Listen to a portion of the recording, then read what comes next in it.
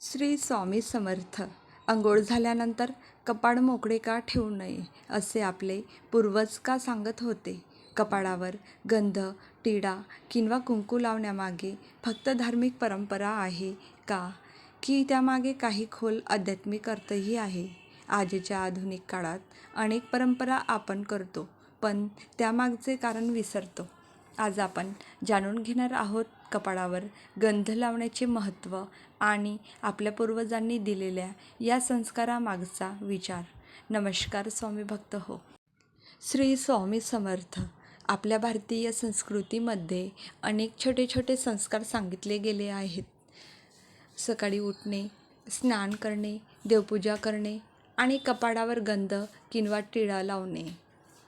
ही परंपरा अनेक घरांमध्ये पिढ्यानपिढ्या चालत आली आहे. पण आज अनेकांच्या मनात एक प्रश्न असतो, कपाळावर गंध का लावायचा? याचे महत्त्व काय आहे? आणि हा फक्त धार्मिक संकेत आहे की त्यामागे काही जीवनशैलीचा संदेश आहे? चला तर मग याच विषयाचा अर्थ समजून घेऊया.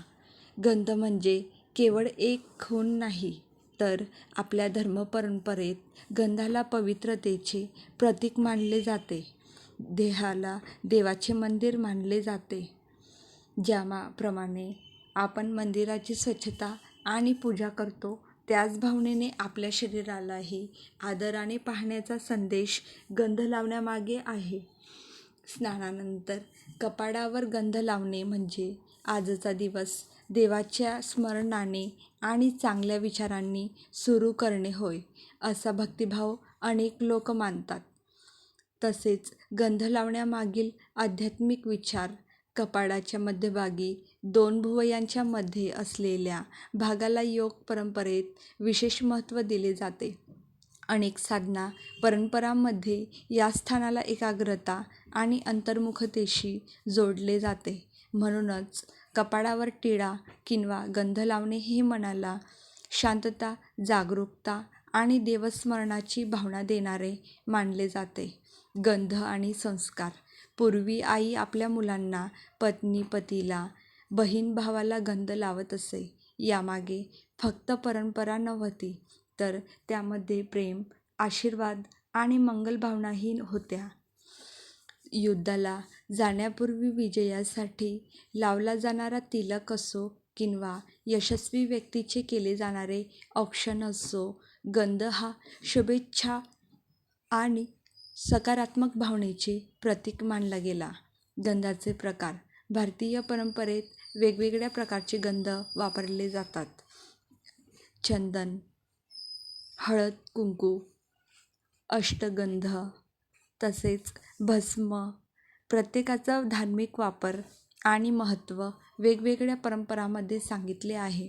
आज आपण अनेक आधुनिक गोष्टी स्वीकारल्या आहेत, पण आपल्या पूर्वजांनी सांगितलेल्या काही छोट्या सवयींमध्ये जीवनाला शिस्त, सकारात्मकता आणि संस्कार देण्याचा विचार लपलेला होता.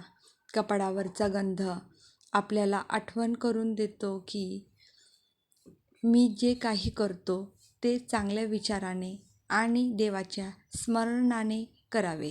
पण तुम्हाला माहिती आहे का की वेगवेगळ्या देवतांच्या पूजेमध्ये कोणता गंध किंवा टिळा वापरला जातो?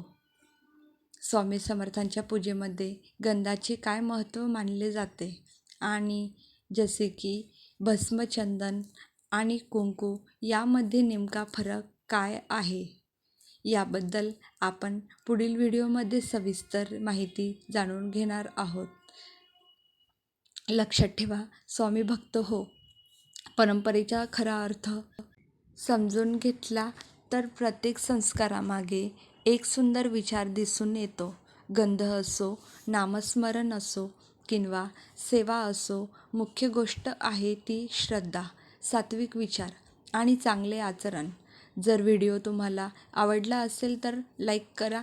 स्वामी भक्तांपर्यंत ही माहिती पोहोचवण्यासाठी शेअर करा. अशाच आध्यात्मिक आणि संस्कारमूल्य असलेल्या व्हिडिओंसाठी चॅनल सबस्क्राईब करा. श्री स्वामी समर्थ.